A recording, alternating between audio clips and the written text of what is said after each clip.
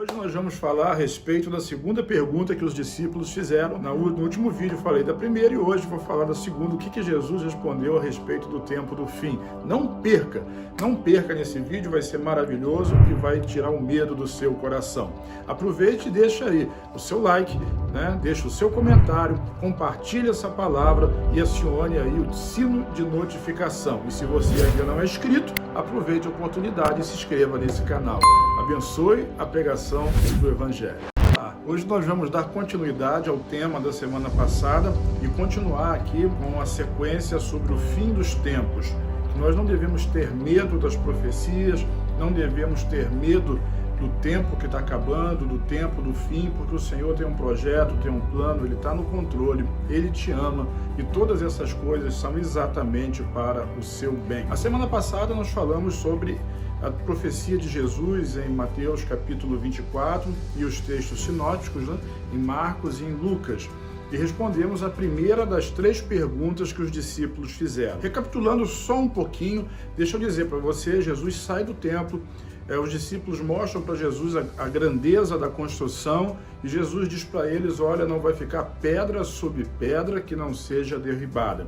E eles continuam, descem o vale, sobem o Monte das Oliveiras e chegando no Monte das Oliveiras, os discípulos em particular perguntam a Jesus três questões. Se não vejamos aqui, vamos diretamente no texto bíblico. Capítulo 24, versículo 3, Jesus estava sentado no Monte das Oliveiras quando os discípulos se aproximaram dele e, em particular, lhe pediram, diga-nos quando essas coisas vão acontecer. Essa é a primeira pergunta. Que sinal haverá da sua vinda? Segunda pergunta. E do fim dos tempos? Terceira pergunta. Então, no último vídeo, eu respondi a primeira pergunta, quando essas coisas vão acontecer, que dizia respeito à destruição do templo em Jerusalém, algo que aconteceu no ano 70 da era cristã. Jesus profetizou isso 40 anos antes de ter acontecido. Então, você pode ir no vídeo anterior, se você está chegando hoje, e ali você vai ter a explicação sobre isso, não é nada assustador. Agora nós vamos passar então para a segunda questão, e os discípulos perguntam para Jesus, que sinal haverá da sua vinda? Que sinal haverá da sua vinda? Ele já havia falado sobre o templo e agora ele começa a discorrer sobre a sua segunda vinda, quando ele mesmo voltaria para essa terra a fim de reinar. Antes que você fique com medo, eu vou ler alguns versículos aqui do capítulo 24, mas antes que você tenha medo, eu quero lhe esclarecer que esse texto é destinado aos judeus. Esse texto, vou repetir, é destinado aos judeus. Ali eram judeus, discípulos de Jesus. Jesus havia respondido sobre a destruição do templo em Jerusalém e ali ele está explicando o que aconteceria no futuro com o povo de Israel, com o povo judeu. Não diz respeito à igreja de Jesus. A igreja de Jesus só aparece lá no final do capítulo, quando Jesus responde a terceira questão. Então não fique apavorado, não tenha medo. Essas coisas aqui, se você é crente, se você é filho, elas não vão pegar você. Não é para você, não vai acontecer contigo, vai acontecer com o povo de Israel. Na verdade, você que é a igreja de Jesus vai ser arrebatado muito antes dessas coisas acontecerem. Então o texto diz assim, Jesus respondendo, porque muitos dirão em meu nome dizendo eu sou o Cristo e enganarão a muitos. Eu vou selecionar aqui alguns versículos, depois você lê na íntegra todo o texto. Imagine, a igreja, ela nunca vai ser enganada por alguém que se diga o Cristo. Algum tempo atrás surgiu um indivíduo aí dizendo que era Henri Cristo, que era a reencarnação do Cristo, é o Cristo que nasceu de novo, ou algo assim. A igreja de Jesus nunca vai ser enganada. Cristo é um só. Ele morreu, ressuscitou, está sentado à destra do Pai e um dia voltará. Ninguém hoje que chegue em qualquer lugar do mundo vai conseguir enganar um cristão, um crente, um filho, dizendo que é o Cristo. Mas para o judeu é diferente. Porque o judeu ele ainda está esperando a vinda do Messias. Para eles, o Messias ainda não veio.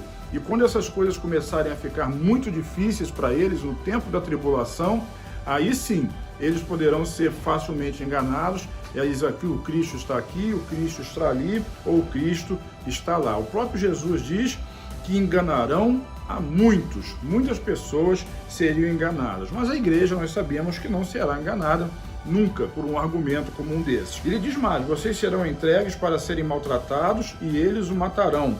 Vocês serão odiados por todas as nações por causa do meu nome. A perseguição.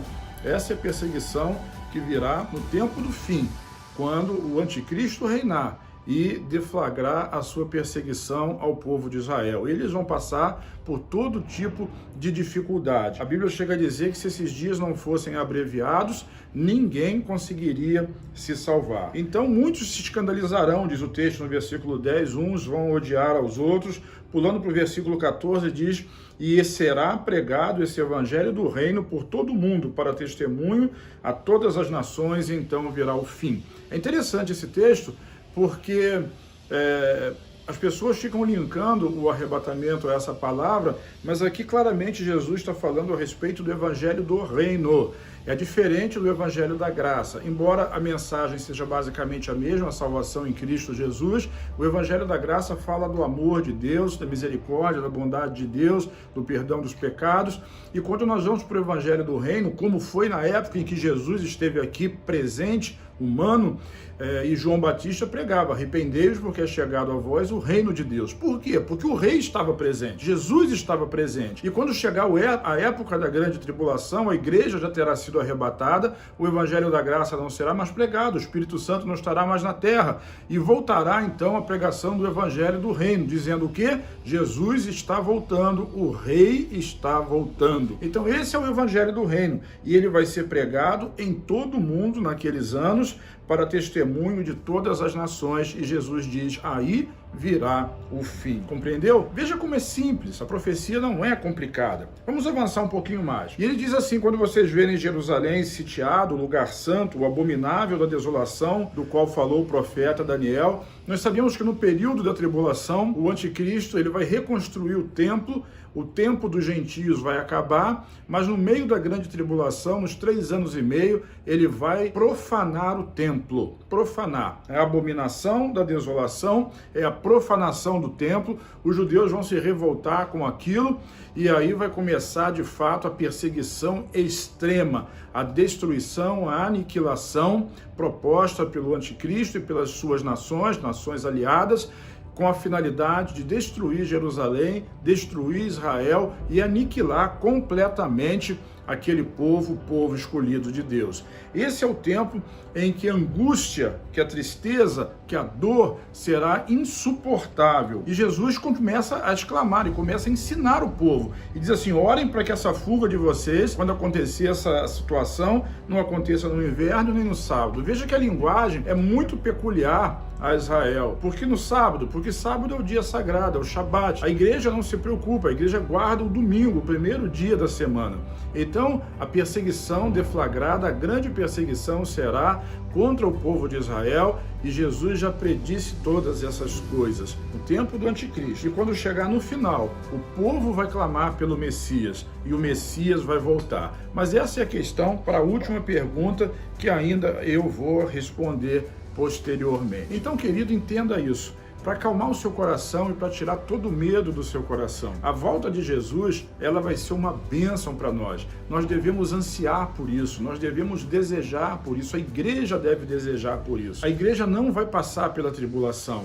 Quem vai passar é Israel, o remanescente de Israel, e alguns crentes que por acaso venham a se converter ou não subam no arrebatamento por alguma razão, porque não vigiaram.